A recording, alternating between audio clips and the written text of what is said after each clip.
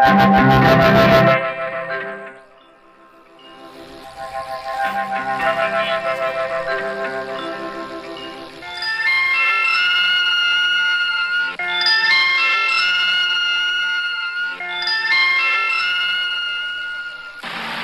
के संबंध में समझने के पहले दो छोटी सी घटनाएं आपसे कहूंगा, फिर आसान हो सकेगा। दो ऐतिहासिक तथ्य। 1888 में दक्षिण के एक छोटे से परिवार में एक व्यक्ति पैदा हुआ। फिर पीछे तो वो विश्वविख्यात हुआ, रामानुजम। बहुत गरीब ब्राह्मण के घर में बहुत थोड़ी सी शिक्षा मिली,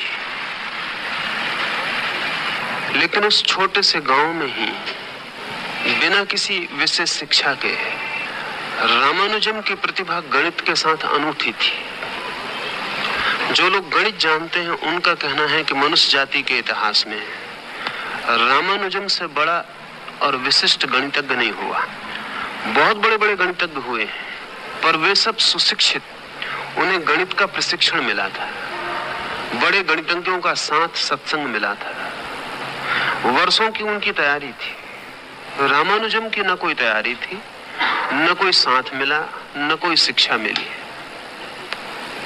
मैट्रिक भी रामानुजम पास नहीं हुआ और एक छोटे से दफ्तर में मुश्किल से क्लर्की का काम मिला। लेकिन अचानक खबर लोगों में फैलने लगी कि उसकी गणित के संबंध में कुशलता अद्भुत है, और किसी ने उसे सुझाव दिया कि कैम्ब्रिज यूनिवर्सिटी में उस समय विश्व के बड़े से बड़े गणितज्ञों में एक हार्डी प्रोफेसर थे, उनको लिखो। उसने पत्र तो नहीं लिखा, ज्यामिति की 150 थ्योरम बना के भेज दी। हार्डी तो चकित रह गया, उतनी कम उम्र के व्यक्ति से उस तरह के ज्यामिति के सिद्धांतों का अनुमान भी नहीं लग सकता था। उसने तत्काल रामानुजम को यूरोप बुलाया, और जब रामानुजम कैम्ब्रिज पहुंचा तो हार्डी, जो कि बड़े से बड़े गणितज्ञ था उस समय के विश्व का, वो अपने को बिल्कुल बच्चा समझने लगा रामानुजम के सामने। रामानुजम की क्षमता ऐसी थी जिसका मस्तिष्क से संबंध नहीं मालूम पड़ता है। अगर आपसे कोई गणित करने को कहा जाए तो समय लगेगा। बुद्धि ऐसा कोई भी काम नहीं कर सकती जिसमें समय ना लगे। बुद्धि सोचेगी, हल करेगी, समय व्यतीत होगा। लेकिन रामानुजम को समय ही नहीं लगता था। यहां आप तख्ते पर सवाल लिखेंगे, वहां रामानुजम उत्तर देना शुरू कर देगा। आप बोल भी ना पाएंगे पूरा और उत्तर आ जाएगा। बीच में समय का कोई व्यवधान ना होगा। बड़ी कठिनाई खड़ी हो गई थी, क्योंकि जिस सवाल को हल करने में बड़े से बड़े गणितज्ञ को 6 घंटे लगेंगे ही, फिर भी जरूरी नहीं कि सही हो। उत्तर सही है या नहीं, इसे जांचने में फिर 6 घंटे उसे गुजारने पड़ेंगे। रामानुजम को सवाल दिया गया और वो उत्तर देगा, जैसे सवाल में और उत्तर के बीच में कोई समय का क्षण भी व्यतीत नहीं होता है। इससे एक बात तो सिद्ध हो गई थी कि रामानुजम बुद्धि के माध्यम से उत्तर नहीं दे रहा है। बुद्धि बहुत बड़ी थी भी नहीं उसके पास, मैट्रिक में वो फेल हुआ था। कोई बुद्धिमत्ता का और लक्षण भी ना था। सामान्य जीवन में किसी चीज में भी कोई ऐसी बुद्धिमत्ता नहीं मालूम पड़ती थी, लेकिन बस गणित के संबंध में वो एकदम अति मानवीय, मनुष्य से बहुत पार की घटना उसके जीवन में घटी। जल्दी मर गया रामानुजम। उसे क्षय रोग हो गया, वो 36 साल की उम्र में मर गया। जब वो बीमार होकर अस्पताल में पड़ा था तो हार्डी उसे और 2-3 गणितज्ञ मित्रों के साथ देखने गया। उसके दरवाजे पर ही हार्डी ने कार रोकी और भीतर गया। कार के पीछे का नंबर रामानुजम को दिखाई पड़ा तो उसने हार्डी से कहा, आश्चर्यजनक है, आपकी कार का जो नंबर है, ऐसा कोई आंकड़ा ही नहीं है मनुष्य की गणित की व्यवस्था में। यह आंकड़ा बड़ा खूबी का है। उसने 4 विशेषताएं उस आंकड़े की बताई। रामानुजम तो मर गया, हार्डी को 6 महीने लगे वो पूरी विशेषता सिद्ध करने में। वो जो 4 उसने विशेषताएं उस आंकड़े की बताई थी, आकस्मिक नजर पड़ गई थी।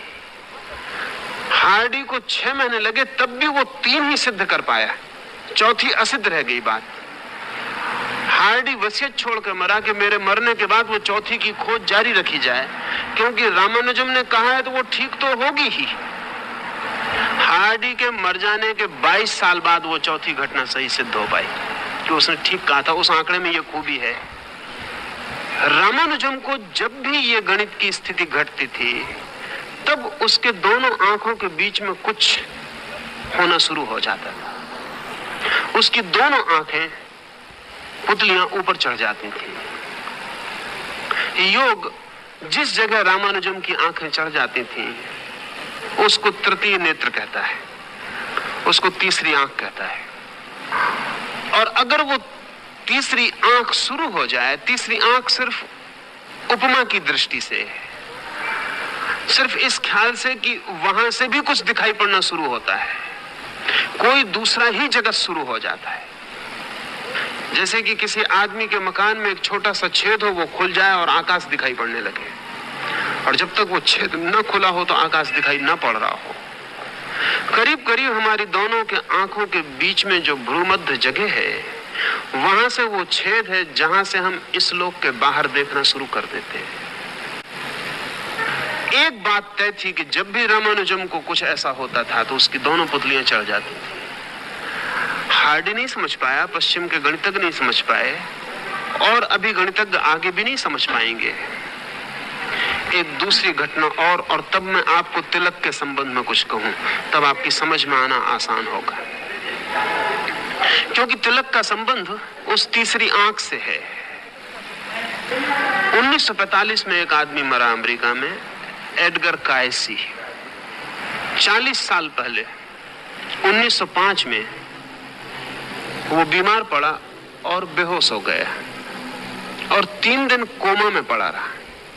चिकित्सकों ने आशा छोड़ दी, और चिकित्सकों ने कहा कि हमें इसे कोमा के बाहर, बेहोशी के बाहर लाने का कोई उपाय नहीं सूझता, और बेहोशी इतनी गहन है कि अब ये शायद ही वापस लौट सके।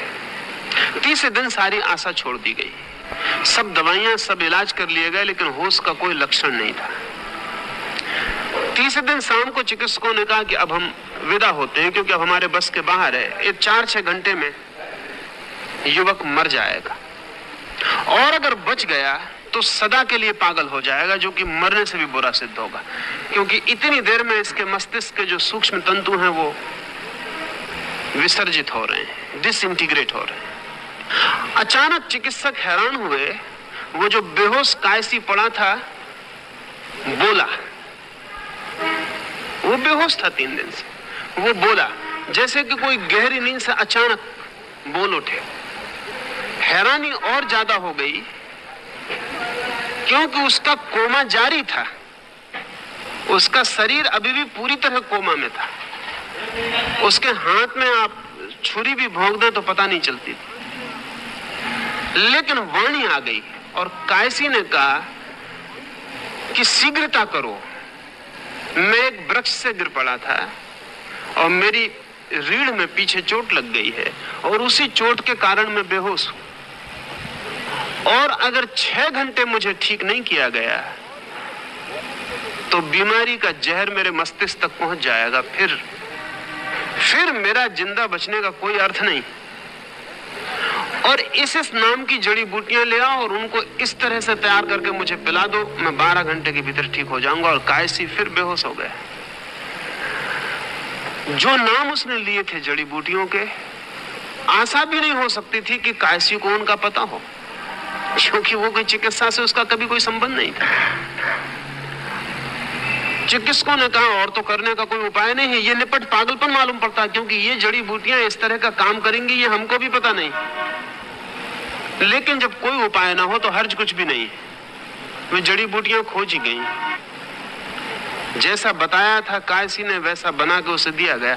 12 घंटे में वो होश में आ गया और बिल्कुल ठीक हो गया। और होश में आके वो न बता सका कि उसने ऐसी कोई बात कही थी, या ये दवाइयों के नाम भी न पहचान सका, वो जो जड़ी बूटियां उसने कही थी कि मैं इनके नाम भी पहचानता हूं। उसने कहा ये हो ही कैसे सकता है, मुझे तो कुछ पता नहीं। और तब एक बहुत अनूठी घटना की शुरुआत हुई। फिर तो कायसी इसमें कुशल हो गया और उसने अमेरिका में 30,000 लोगों को अपने पूरे जीवन में ठीक किया। और जो भी निदान उसने किया वो सदा ठीक निकला, और जो मरीज उससे निदान लिया वो सदा ठीक हुआ, निरपवाद रूप से। लेकिन कायसी खुद भी नहीं समझा सकता था कि उसे होता क्या है। इतना ही कह सकता था कि जब भी मैं आंख बंद करता हूं कोई निदान खोजने के लिए, मेरी दोनों आंखें ऊपर चढ़ जाती। मुझे ऐसा लगता है कि कोई मेरी पुतलियों को ऊपर खींचे जा रहा है, और फिर मेरी दोनों आंखें भ्रू मध्य में ठहर जाती हैं, और तब मैं इस लोक को भूल जाता हूं। फिर मुझे पता नहीं क्या होता है, इसे मैं भूलता हूं, इसका मुझे पता है। दूसरा क्या होता है उसका मुझे कोई पता नहीं। लेकिन जब तक मैं इसको नहीं भूल जाता तब तक वो जो निदान मैं देता हूं वो नहीं आता है। निदान उसने ऐसे ऐसे दिए कि एक दो निदान सोच लेने जैसे। रथशाइल्ड अमेरिका का एक बहुत बड़ा करोड़पति अरबपति परिवार है। उसकी एक महिला बीमार थी और कोई इलाज नहीं बचा था, सब इलाज हो गए थे। फिर कायसी के पास उसको लाया गया। कायसी ने एक दवा का नाम दिया अपनी बेहोशी में। हमारी तरफ से हम कहेंगे बेहोशी, जो जानते हैं उनकी तरफ से तो वो हमसे बड़े होश में है, जो जानते हैं उनके लिहाज से तो हम बेहोश हैं। सच तो यह है कि जब तक तीसरी आंख तक ज्ञान न पहुंचे तब तक बेहोशी जारी रहती है। पर हमारी तरफ से कायसी ने आंख बंद की, वो बेहोश हुआ और उसने एक दवा का नाम बताया। रथशाइल्ड तो अरबपति परिवार था, सारी अमेरिका में खोजबीन की गई, वो दवा कहीं मिली नहीं। कोई ये भी न बता सका कि इस तरह की कोई दवा है भी। फिर सारी दुनिया के अखबारों में विज्ञापन दिया गया कि कहीं से भी इस नाम की दवा। कोई 20 दिन बाद स्वीडन से एक आदमी ने जवाब दिया कि इस नाम की दवा है नहीं। 20 साल पहले मेरे पिता ने इस नाम की दवा पेटेंट करवाई थी, लेकिन फिर कभी बनाई नहीं। वो सिर्फ पेटेंट है, कभी बाजार में आई नहीं। दवा भी हमारे पास नहीं, पिता मर चुके हैं और वो कभी प्रयोग सफल हुआ नहीं। सिर्फ फार्मूला हमारे पास है, वो हम पहुंचा देते। वो फार्मूला पहुंचाया गया, वो दवा बनी और वो स्त्री ठीक हो गई। लेकिन वो दवा कहीं थी नहीं दुनिया के बाजार में कि जिसका कायसी को पता हो सके। दूसरे एक घटना में उसने एक दवा का नाम लिया, बहुत खोजबीन की गई, वो दवा नहीं मिल सकी। साल भर बाद अखबारों में उस दवा का विज्ञापन निकला। वो दवा उस वक्त बन रही थी किसी प्रयोगशाला में जब उसने कहा था, तब तक उसका नाम भी तय नहीं हुआ था। पर जो नाम उसने साल भर पहले दिया था, उस नाम की दवा साल भर बाद बाहर आई और उसी दवा से वो मरीज ठीक हुआ। और कई बार तो उसने दवाएं बताई जो खोजी नहीं जा सकी और मरीज मर गए। वो भी कहता था मैं कुछ कर नहीं सकता, मेरे हाथ की बात नहीं। मुझे पता नहीं कि जब मैं बेहोश होता हूं तब कौन बोलता है, कौन देखता है, मुझे कुछ पता नहीं। मुझ में और उस व्यक्तित्व में कोई भी संबंध नहीं है। पर एक बात तय थी कि कायसी जब भी बोलता तब उसकी दोनों आंखें चढ़ गई होती। आप भी जब गहरी नींद में सोते हैं तो आपकी दोनों आंखें जितनी गहरी नींद होती उतनी ऊपर चली जाती। अब अभी तो बहुत से मनोवैज्ञानिक नींद पर बहुत से प्रयोग कर रहे हैं, तो आपकी आंख की पुतली कितने ऊपर गई है इससे तय किया जाता है कि आप कितनी गहरी नींद में हैं। जितनी आंख की पुतली नीचे होती है उतनी गतिमान होती है, ज्यादा मूवमेंट होता है। और आंख की पुतली में जितनी गति होती है उतनी तेजी से आप सपना देख रहे होते हैं। यह सब सिद्ध हो चुका है वैज्ञानिक परीक्षणों से। उसको वैज्ञानिक कहते हैं REM, RAM, rapid eye movement. तो रैम की कितनी मात्रा है उससे तय होता है कि आप कितनी गति का सपना देख रहे हैं। और आंख की पुतली जितनी नीचे होती रैम की मात्रा उतनी ही ज्यादा होती। जितनी ऊपर चढ़ने लगती है रैम, वो जो आंख की तीव्र गति है पुतलियों की, वो कम होने लगती है। और जब बिल्कुल थिर हो जाती है आंख, वहां जाके जहां की दोनों आंखें मध्य में देखती हैं, ऐसी प्रतीत होती हैं, वहां जाके रैम बिल्कुल ही बंद हो जाता है। बिल्कुल पुतली में कोई तरह की गति नहीं रह जाती। वो जो अगति है पुतली की, वही गहन से गहन निद्रा है। योग कहता है कि गहरी सुसुप्ति में हम वहीं पहुंच जाते हैं जहां समाधि में। फर्क इतना ही होता है कि सुसुप्ति में हमें पता नहीं होता, समाधि में हमें पता होता है। गहरी सुसुप्ति में आंख जहां ठहरती है, वहीं गहरी समाधि में भी ठहरती है। ये दोनों घटनाएं मैंने आपसे कही ये इंगित करने को कि आपकी दोनों आंखों के बीच में एक बिंदु है जहां से ये संसार नीचे छूट जाता है और दूसरा संसार शुरू होता है। वो बिंदु द्वार है। उसके इस पार जिस जगत से हम परिचित हैं वो है, उसके उस पार एक अपरिचित और अलौकिक जगत है। इस अलौकिक जगत के प्रतीक की तरह सबसे पहले तिलक खोजा गया। तो तिलक हर कहीं लगा देने की बात नहीं, वो तो जो व्यक्ति हाथ रख के आपका बिंदु खोज सकता है, वही आपको बता सकता है कि तिलक कहां लगाना है। हर कहीं तिलक लगा लेने से कोई मतलब नहीं, कोई प्रयोजन नहीं। फिर प्रत्येक व्यक्ति का बिंदु भी एक ही जगह नहीं होता। ये जो दोनों आंखों के बीच तीसरी आंख है, ये प्रत्येक व्यक्ति की बिल्कुल एक जगह नहीं होती। अंदाजन दोनों आंखों के बीच में ऊपर होती है, पर फर्क होते हैं। अगर किसी व्यक्ति ने पिछले जन्मों में बहुत साधना की है और समाधि के छोटे मोटे अनुभव पाए हैं, तो उसी हिसाब से वो बिंदु नीचे आता जाता है। अगर इस तरह की कोई साधना नहीं की है, तो वो बिंदु काफी ऊपर होता है।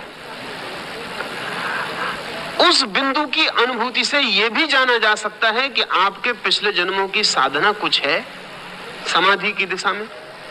आपने तीसरी आंख से कभी दुनिया को देखा है? कभी भी आपके किसी जन्म में ऐसी कोई घटना घटी है? तो आपका वो बिंदु, उसका स्थान बताएगा कि ऐसी घटना घटी है नहीं घटी है। अगर ऐसी घटना बहुत घटी है, तो वो बिंदु बहुत नीचे आ जाएगा। वो करीब करीब दोनों आंखों के समतुल भी आ जाता है, उससे नीचे नहीं आ सकता। और अगर बिल्कुल समतुल बिंदु हो, दोनों आंखों के बिल्कुल बीच में आ गया हो, तो जरा से इशारे से आप समाधि में प्रवेश कर सकते हैं। इतने छोटे इशारे से कि जिसको हम कह सकते हैं इशारा बिल्कुल असंगत। इसलिए बहुत दफे जब कुछ लोग बिल्कुल ही अकारण समाधि में प्रवेश कर जाते हैं, तो हमें लगता है बड़ी अजीब सी बात मालूम पड़ती। जैसे कि ज़ेन साध्वी के जीवन में कथा है। लौटती थी कुएं से पानी भर के, घड़ा गिर गया और घड़े के गिरने के साथ समाधि लग गई और पूर्ण ज्ञान उपलब्ध हुआ। बिल्कुल फिजूल की बात है, घड़े का गिरना या घड़े का फूट जाना या समाधि का लगना, कोई संगति नहीं। लाओ त्से के जीवन में उल्लेख है कि वृक्ष के नीचे बैठा था, पतझड़ के दिन थे और वृक्ष से पत्ते नीचे गिरने लगे और लाओ त्से परम ज्ञान को उपलब्ध हो गया। अब वृक्ष से गिरते हुए पत्थर का कोई भी तो संबंध नहीं, कोई भी संबंध नहीं। लेकिन यह घटना तब घट सकती है जबकि पिछले जन्मों में यात्रा इतनी हो चुकी हो कि वो तीसरा बिंदु दोनों आंखों के बिल्कुल बीच में आ गया हो। तब ये घटना घट सकती है, क्योंकि शायद आखिरी तिनके की जरूरत है और तराजू बैठ जाए। आखिरी तिनका कोई भी चीज बन सकती है। तो पुराने दिनों में जब भी दीक्षा दी जाती है, और दीक्षा वही दे सकता है जो आपकी समस्त जन्मों की सार संपदा क्या है उसे समझ पाता हो, अन्यथा नहीं दे सकता। अन्यथा देने का कोई मतलब नहीं, क्योंकि जहां तक आप पहुंच गए हैं उसके आगे यात्रा करनी है। तो वो जो तिलक है, अगर ठीक ठीक लगाया जाए तो वो कई अर्थों का सूचक था। वो सारे अर्थ समझने पड़ेंगे। पहला तो वो इस बात का सूचक था कि जब एक बार गुरु ने बता दिया कि तिलक यहां लगाना है, ठीक जगह, और आपको भी जब उस ठीक जगह का अनुभव होने लगा, क्योंकि तिलक लगाने का पहला प्रयोजन यही है। आपने कभी ख्याल ना किया होगा, अगर आप आंख बंद करके भी बैठ जाएं और कोई व्यक्ति आपकी बंद आंख में भी आपकी दोनों आंखों के बीच में सिर के पास उंगली को कर ले, तो बंद आंख में भी आपको भीतर एहसास होना शुरू हो जाएगा कि कोई आंख की तरफ उंगली किए हुए है। वो तीसरी आंख की प्रतीति है। तो अगर ठीक तीसरी आंख पर तिलक लगा दिया जाए और उसी मात्रा का, उतने ही अनुपात का तिलक लगा दिया जाए जितनी बड़ी तीसरे आंख की स्थिति है, तो आपको पूरे शरीर को छोड़ के उसी का स्मरण 24 घंटे रहने लगेगा। वो स्मरण पहला तो ये काम करेगा कि आपका शरीर बोध कम होता जाएगा और तिलक बोध बढ़ता जाएगा। एक क्षण ऐसा आ जाता है जबकि पूरे शरीर में सिर्फ तिलक ही स्मरण रह जाता है, बाकी सारा शरीर भूल जाता है। और जिस दिन ऐसा हो जाए उसी दिन आप उस आंख को खोलने में समर्थ हो सकते हैं। तो तिलक के साथ जुड़ी हुई साधनाएं थी कि पूरे शरीर को भूल जाओ, सिर्फ तिलक मात्र की जगह याद रह जाए। उसका अर्थ यह हुआ कि सारी चेतना सिकुड़कर फोकस्ड हो जाए तीसरी आंख पर। और तीसरी आंख के खोलने की जो कुंजी है वो फोकस्ड कॉन्शसनेस है। उस पे चेतना पूरी की पूरी इकट्ठी हो जाए, सारे शरीर से सिकुड़ के उस छोटे से स्थान पर लग जाए, बस उसकी मौजूदगी से काम हो जाएगा। जैसे कि हम सूरज की किरणों को एक छोटे से लेंस के द्वारा एक कागज पे गिरा लें, इकट्ठी हो गई किरणें आग पैदा कर देंगी। वही किरणें सिर्फ धूप पैदा कर रही थी, उनसे आग पैदा नहीं होती थी। वही किरणें आग पैदा कर सकती हैं। संग्रहित चेतना शरीर पर बटी रहती है तो सिर्फ जीवन का काम चलाओ उपयोग उससे होता है। चेतना अगर तीसरे नेत्र के पास पूरी इकट्ठी हो जाए तो वो जो तीसरे नेत्र में बाधा है, वो जो द्वार है, जो बंदपन है, वो टूट जाता है, जल जाता है, राख हो जाता है और हम उस आकाश को देखने में समर्थ हो जाते हैं जो हमारे ऊपर फैला है। तो तिलक का पहला उपयोग तो यह था कि आपको ठीक ठीक जगह बता दी जाए शरीर में कि 24 घंटे इस जगह का स्मरण रखना है, सब तरफ से चेतना को सिकोड़ के इस जगह ले आना है। एक और दूसरा यह था प्रयोग कि गुरु को रोज रोज देखने की जरूरत ना पड़े, रोज आपके माथे पर हाथ रखने की भी जरूरत ना पड़े, क्योंकि जैसे जैसे वो बिंदु नीचे सरकेगा वैसे वैसे आपको एहसास होगा और आपके तिलक को भी नीचे होते जाना है। आप रोज तिलक लगाते वक्त ठीक वहीं तिलक लगाना है जहां वो बिंदु आपको एहसास होता है। तो 1000 शिष्य एक गुरु के, वो शिष्य आता है, झुकता है, तभी वो देख लेता है कि तिलक कहाँ है। इसकी बात करने की जरूरत नहीं रह जाती। वो देख लेता है कि तिलक नीचे सरक रहा है, नहीं सरक रहा है, तिलक उसी जगह है कि तिलक में कोई अंतर पड़ रहा है। वो कोड दिन में 2-4 दफे शिष्य आएगा और वो देख पाएगा कि तिलक, रोज सुबह शिष्य उसके चरण छूने आएगा, वो देख पाएगा कि वो तिलक गतिमान है, वो आगे गति कर रहा है, रुका हुआ है, ठहरा हुआ है। और किसी दिन वो शिष्य के माथे पर हाथ रख के पुनः देख पाएगा। अगर शिष्य को पता नहीं चल रहा है हटने का, तो उसका मतलब है कि चेतना पूरी की पूरी इकट्ठी नहीं की जा रही है। अगर वो तिलक गलत जगह लगाए हुए है और बिंदु दूसरी जगह है, तो उसका मतलब है कि उसकी कॉन्शसनेस, उसकी रिमेम्बरिंग, उसकी स्मृति ठीक बिंदु को नहीं पकड़ पा रही, वो भी उसे पता चल जाए। जैसे जैसे ये तिलक नीचे आता जाएगा वैसे वैसे प्रयोग बदलने पड़ेंगे साधना के। ये करीब करीब वैसा ही काम करेगा जैसा कि अस्पताल में डॉक्टर मरीज के पास लटका हुआ चार्ट काम करता है। वो नर्स आके देख के चार्ट पर लिख जाती है कितना है ताप, कितना है ब्लड प्रेशर, क्या है क्या नहीं है, और डॉक्टर को आके देखने की जरूरत नहीं होती। वो चार्ट पे एक क्षण नजर डाल लेता है, बात पूरी हो जाती है। पर इससे भी अद्भुत था ये प्रयोग कि माथे पर पूरा का पूरा इंगित लगा था, ये सब तरह की खबर देता। और अगर ये ठीक ठीक इस पर प्रयोग किया जाता तो गुरु को पूछने की कभी जरूरत ना पड़ती कि क्या हो रहा है, क्या नहीं हो रहा है। वो जानता है कि क्या हो रहा है और क्या सहायता पहुंचानी है वो भी जानता है। क्या प्रयोग बदलना है, कौन सी विधि रूपांतरित करनी है, वो भी जानता है। एक तो साधना की दृष्टि से तिलक का ऐसा मूल्य था। दूसरा, जो हमारी तीसरी आंख का बिंदु है वो हमारे संकल्प का भी बिंदु है। उसको योग में आज्ञा चक्र कहते हैं। आज्ञा चक्र इसीलिए कहते हैं कि हमारे जीवन में जो कुछ भी अनुशासन है वो उसी चक्र से पैदा होता है। हमारे जीवन में जो भी व्यवस्था है, जो भी ऑर्डर है, जो भी संगति, वो उसी बिंदु से पैदा होती है। इसे ऐसा समझें, हम सबके शरीर में सेक्स का सेंटर है। सेक्स से समझना आसान पड़ जाएगा क्योंकि वो हम सबका परिचित है। ये आज्ञा का चक्र तो हम सबका परिचित नहीं है। हमारे जीवन की सारी वासना और कामना सेक्स के चक्र से पैदा होती है। जब तक वो चक्र सक्रिय नहीं होता है तब तक काम वासना पैदा नहीं होती। काम वासना लेके बच्चा पैदा होता है। काम वासना का पूरा यंत्र लेके पैदा होता है। कोई कमी नहीं होती। कुछ मामले में तो बहुत हैरानी की बात, स्त्रियां तो अपने जीवन के सारे रजकण भी लेके पैदा होती, फिर कोई नया रजकण पैदा नहीं होता। प्रत्येक स्त्री कितने बच्चों को जन्म दे सकती है, उस सबके अंडे लेके पैदा होती, करोड़ों। पहले दिन की बच्ची भी जब मां के पेट से पैदा होती है तो अपने जीवन के समस्त अंडों की संख्या अपने भीतर लिए हुए पैदा होती है। हर महीना एक अंडा उसके कोष से निकल के सक्रिय हो जाएगा। अगर वो अंडा पुरुष वीर्य से मिल जाए, संयुक्त हो जाए, तो बच्चे का जन्म हो जाए।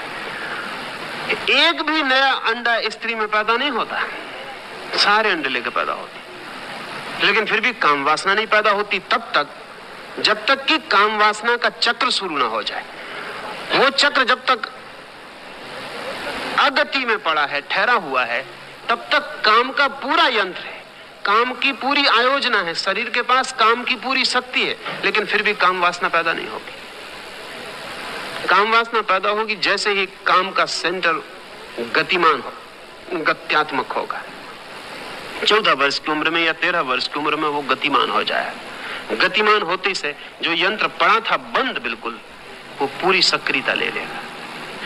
एक ही चक्र से आमतौर से हम परिचित हैं, वो भी हम इसलिए परिचित हैं कि उसे हम शुरू नहीं करते, उसे प्रकृति शुरू करती है। अगर हमें ही उसे भी शुरू करना हो तो इस जगत में थोड़े से ही लोग काम वासना से परिचित हो पाएंगे। वो तो प्रकृति शुरू करती है, इसलिए हमें पता चलता है कि वो है।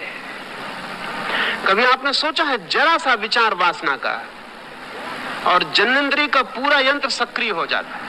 विचार चलता है मस्तिष्क में, यंत्र होता है बहुत दूर।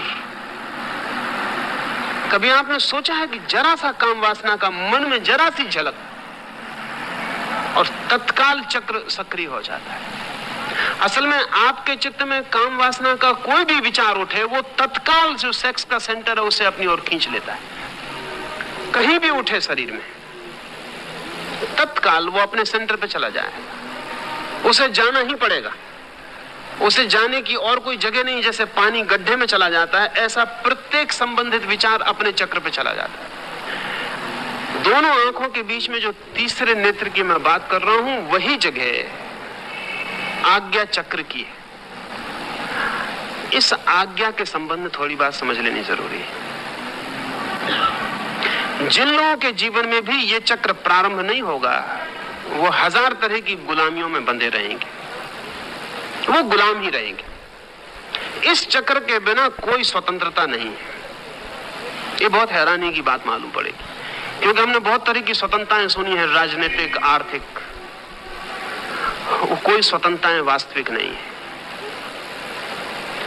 क्योंकि जिस व्यक्ति का आज्ञा चक्र सक्रिय नहीं है वो किसी न किसी तरह की गुलामी में रहेगा। एक गुलामी से छूटेगा दूसरी में पड़ेगा, दूसरी से छूटेगा तीसरी में पड़ेगा। वो गुलाम रहेगा ही। उसके पास मालिक होने का तो अभी चक्र ही नहीं है जहां से मालिकियत की किरणें पैदा होती हैं। उसके पास संकल्प जैसी, विल जैसी कोई चीज ही नहीं है। वो अपने को आज्ञा दे सके ऐसी उसकी सामर्थ्य नहीं है, बल्कि उसके शरीर और उसकी इंद्रियां ही उसको आज्ञा दिए चली जाती। पेट कहता है भूख लगी तो उसको भूख लगती, काम वासना का बिंदु कहता है वासना जगी तो उसे वासना जगती, शरीर कहता है बीमार हूं तो वो बीमार हो जाता है, शरीर कहता है बूढ़ा हो गया तो वो बूढ़ा हो जाता है। शरीर आज्ञा देता है, आदमी आज्ञा मान के चलता रहता है। ये जो आज्ञा चक्र है, इसके जगते ही शरीर आज्ञा देना बंद कर देता है और आज्ञा लेना शुरू करता है। पूरा का पूरा आयोजन बदल जाता है और उल्टा हो जाता है। वैसा आदमी अगर खून बहते हुए खून को कह दे कि रुक जाओ तो वो बहता हुआ खून रुक जाएगा। वैसा आदमी कह दे हृदय की धड़कन को कि ठहर जा तो हृदय की धड़कन ठहर जाएगी। वैसा आदमी कहे अपनी नब्ज से कि मत चल तो नब्ज चल ना सकेगी। वैसा आदमी अपने शरीर, अपने मन, अपनी इंद्रियों का मालिक हो जाता है। पर इस चक्र के बिना शुरू हुए मालिक नहीं होता। इस चक्र का स्मरण जितना ज्यादा रहे उतनी ही ज्यादा आपके भीतर, जिसको कहें स्वयं की मालकी पैदा होनी शुरू होती। आप गुलाम की जगह मालिक बनना शुरू होते। तो योग ने इस चक्र को जगाने के बहुत बहुत प्रयोग किए हैं। उसमें तिलक भी एक प्रयोग है। स्मरण पूर्वक अगर कोई 24 घंटे इस चक्र पर बार बार ध्यान को ले जाता रहे और एक तिलक लगा हुआ है तो बार बार ध्यान जाएगा। तिलक के लगते ही वो स्थान पृथक हो गया और बहुत सेंसिटिव स्थान है। अगर तिलक ठीक जगह लगा है तो आप हैरान होंगे कि आपको उसकी याद करनी ही पड़ेगी। वो बहुत संवेदनशील जगह है, संभवतः शरीर में सर्वाधिक संवेदनशील जगह है। उसकी संवेदनशीलता को स्पर्श करना, और वो भी खास चीजों से स्पर्श करने की बात थी, जैसे चंदन का तिलक लगाना। अभी सैकड़ों और हजारों प्रयोगों के बाद तय किया था कि चंदन का क्यों प्रयोग करना। एक तरह की रेजोनेंस है चंदन में और संवेदनशीलता में। वो चंदन का तिलक उस बिंदु की संवेदनशीलता को और गहन कर जाता है और घना कर जाता है। हर कोई तिलक नहीं कर जाए। कुछ चीजों के तिलक तो उसकी संवेदनशीलता को मार देंगे, बुरी तरह मार देंगे। जैसे आज स्त्रियां टीका लगा रही हैं, बहुत से बाजारू हैं, वो उनकी कोई वैज्ञानिकता नहीं है, उनका योग से कोई लेना देना नहीं। वो बाजारू टीके नुकसान करेंगे। वो नुकसान करेंगे इसलिए कि वो, सवाल यह है कि वो संवेदनशीलता को बढ़ाते हैं या घटाते हैं। अगर घटाते हैं संवेदनशीलता को तो नुकसान करेंगे, अगर बढ़ाते हैं तो फायदा करेंगे। और प्रत्येक चीज के अलग अलग परिणाम हैं। इस जगत में छोटे से फर्क से सारा फर्क पड़ता है। तो कुछ विशेष चीजें खोजी गई थी जिनका ही उपयोग किया जाए। आज्ञा का चक्र संवेदनशील हो सके, सक्रिय हो सके, तो आपके व्यक्तित्व में गरिमा और इंटीग्रिटी आनी शुरू होती, एक समग्रता पैदा होती, एकजुट होते। कोई चीज आप छुट्टी होती, खंड खंड नहीं, अखंड हो जाती। संबंध में टीके के लिए भी पूछा है तो वो भी ख्याल ले लेना चाहिए। तिलक से थोड़ा हटकर टीके का प्रयोग शुरू हुआ, विशेषकर स्त्रियों के लिए शुरू हुआ।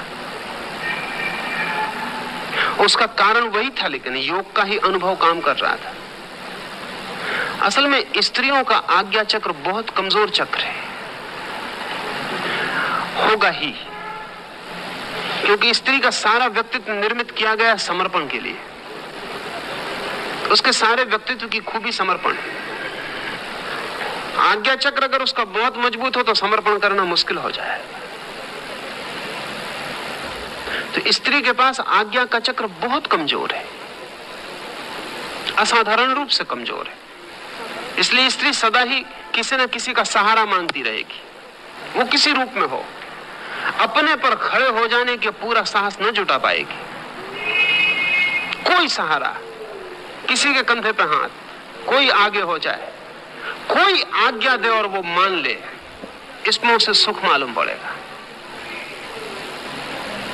स्त्री के आज्ञा चक्र को सक्रिय बनाने की अकेली कोशिश इस मुल्क में हुई है और कहीं भी नहीं हुई है। और वो कोशिश इसलिए थी कि अगर स्त्री का आज्ञा चक्र सक्रिय नहीं होता तो परलोक में उसकी कोई गति नहीं हो सकती, साधना में उसकी कोई गति नहीं हो सकती। उसके आज्ञा चक्र को तो स्थिर रूप से मजबूत करने की जरूरत है।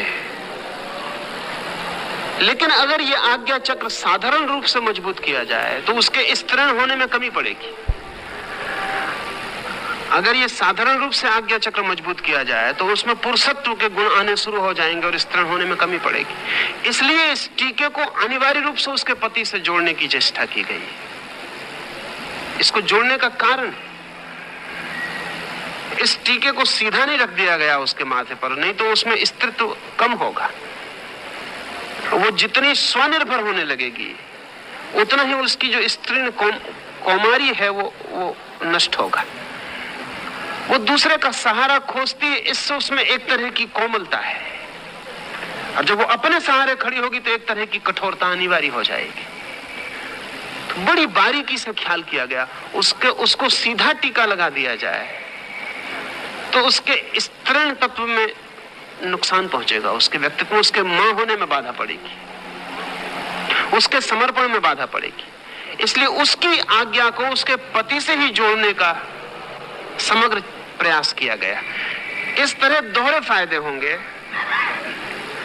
उसके स्तरण होने में कोई अंतर नहीं पड़ेगा, वो अपने पति के प्रति ज्यादा अनुगत हो पाएगी और फिर भी उसकी आज्ञा का चक्र सक्रिय हो सकेगा। इसे ऐसा समझें, आज्ञा का चक्र जिससे भी संबंधित कर दिया जाए उसके विपरीत कभी नहीं जाता। जिससे भी संबंधित कर दिया जाए उसके विपरीत कभी नहीं जाता। चाहे गुरु से संबंधित कर दिया जाए तो गुरु के विपरीत कभी नहीं जाता। चाहे पति से संबंधित कर दिया जाए तो पति से विपरीत कभी नहीं जाता। आज्ञा चक्र जिससे भी संबंधित कर दिया जाए उसके विपरीत व्यक्तित्व नहीं जाता।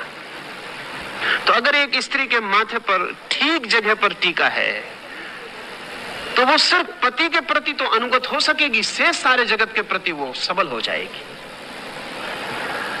ये करीब करीब स्थिति वैसी है कि अगर आप सम्मोहन के संबंध में कुछ समझते हैं तो जल्दी समझ जाएंगे।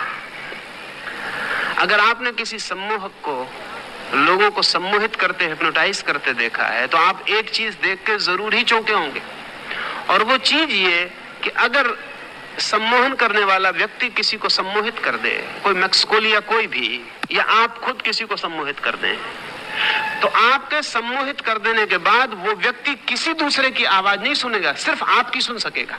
ये बहुत मजे की घटना घटती है। सम्मोहित कर देने के बाद सारे हाल में हजारों लोग चिल्लाते रहे, बात करते रहे, वो जो बेहोश पड़ा हुआ आदमी है वो सुनेगा नहीं। लेकिन जिसने सम्मोहित किया है वो धीमे से भी बोले तो भी सुनेगा। ये करीब करीब जो मैं आपको टीका समझा रहा हूं उससे जुड़ी हुई घटना है। वो व्यक्ति जैसे ही सम्मोहित किया गया वैसे ही सम्मोहित करने वाले के प्रति ही सिर्फ उसकी ओपनिंग और खुलापन रह गया, बाकी सबके लिए क्लोज हो गया। आप उसको कुछ नहीं कह सकते, आप उसके कान के पास कितना ही चिल्लाएं वो बिल्कुल नहीं सुनेगा, नगाड़े बजाएं तो नहीं सुनेगा। और जिसने सम्मोहित किया है वो धीमे से भी आवाज दे कि खड़े हो जाओ तो वो तत्काल खड़ा हो जाए। उसकी चेतना में सिर्फ एक द्वार रह गया, बाकी सब तरफ से बंद हो गई।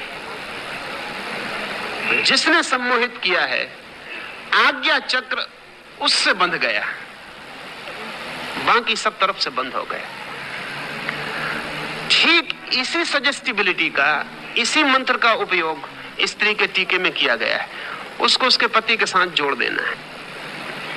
वो एक ही तरफ उसका अनुगत भाव रह जाएगा, एक तरफ वो समर्पित हो पाएगी, उससे सारे जगत के प्रति वो मुक्त और स्वतंत्र हो जाएगी। तो उसके स्त्री होने पर कोई बाधा नहीं पड़ेगी। और इसलिए जैसे ही पति मर जाए टीका हटा देना है, जैसे ही पति मर जाए टीका हटा देना। वो इसलिए हटा देना है कि अब किसी के प्रति भी अनुगत होने का कोई सवाल नहीं रहा। लोगों को ख्याल नहीं है, उनको तो ख्याल है कि टीका पहुंच दिया क्योंकि विधवा हो गई स्त्री। पहुंचने का प्रयोजन है, अब उसको अनुगत होने का कोई सवाल नहीं रहा। सच तो यह है कि अब उसको पुरुष की भांति ही जीना पड़ेगा। अब उसमें जितनी स्वतंत्रता आ जाए उतने उसके जीवन के लिए हितकर होगी। एक जरा सा भी छिद्र वल्नरेबिलिटी का, एक जरा सा भी छेद जहां से वो अनुगत हो सके वो हट जाए। टीके का प्रयोग एक बहुत ही गहरा प्रयोग है, लेकिन ठीक जगह पर हो, ठीक वस्तु का हो, ठीक नियोजित ढंग से लगाया गया हो, अन्यथा बेमानी है। सजावट हो कि श्रृंगार हो तो उसका कोई मूल्य नहीं है, उसका कोई अर्थ नहीं है। तब वो सिर्फ एक औपचारिक घटना है। इसलिए पहली बार जब टीका लगाया जाए तो उसका पूरा अनुष्ठान है, और पहली दफे जब गुरु तिलक दे तब उसका पूरा अनुष्ठान है। उस पूरे अनुष्ठान से ही लगाया जाए तो ही परिणामकारी होगा, अन्यथा परिणामकारी नहीं होगा। आज सारी चीजें हमें व्यर्थ मालूम पड़ने लगी, उसका कारण है आज तो व्यर्थ है। आज व्यर्थ है क्योंकि उनके पीछे का कोई भी वैज्ञानिक रूप नहीं है, सिर्फ ऊपरी खोल रह गई जिसको हम घसीट रहे हैं, जिसको हम खींच रहे हैं बेमन से, जिसके पीछे मन का भी कोई लगाव नहीं रह गया है, आत्मा का कोई भाव नहीं रह गया है, और उसके पीछे की पूरी वैज्ञानिकता का कोई सूत्र भी मौजूद नहीं है। ये जो आज्ञा चक्र है, इस संबंध में 2-3 बातें और समझ लेनी चाहिए, क्योंकि ये काम पड़ सकता है, इसका उपयोग किया जा सकता है। इस चक्र की जो रेखा है आज्ञा चक्र की, इस रेखा से ही जुड़ा हुआ हमारे मस्तिष्क का वो भाग है, इससे ही हमारा मस्तिष्क शुरू होता है। लेकिन अभी भी हमारे मस्तिष्क का आधा हिस्सा बेकार पड़ा हुआ है, साधारणता। हमारा जो प्रतिभाशाली से प्रतिभाशाली व्यक्ति होता है, जिसको हम जीनियस कहें, उसका भी केवल आधा ही मस्तिष्क काम करता है, आधा तो काम नहीं करता। और वैज्ञानिक बहुत परेशान है, फिजियोलॉजिस्ट बहुत परेशान है कि ये आधी खोपड़ी का जो हिस्सा है ये किसी भी काम नहीं आता है।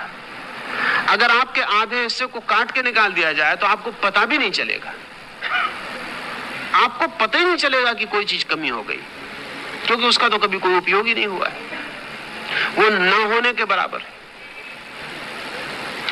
लेकिन वैज्ञानिक जानते हैं कि प्रकृति कोई भी चीज व्यर्थ निर्मित नहीं करती।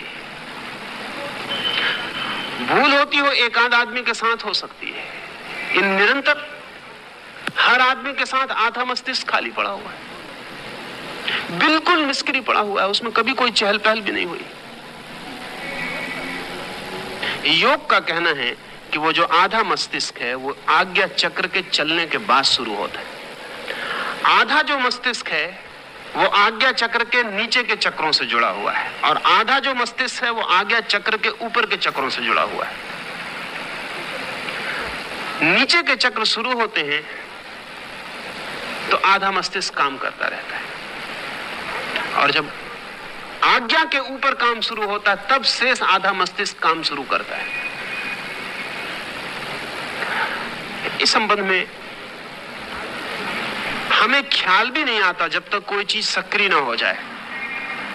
हम सोच भी नहीं सकते, सोचने का भी कोई उपाय नहीं। जब कोई चीज सक्रिय होती तभी हमें पता चलता है। ज़्यादा जानकारी के लिए और एक वीडियो का इंतजार करें।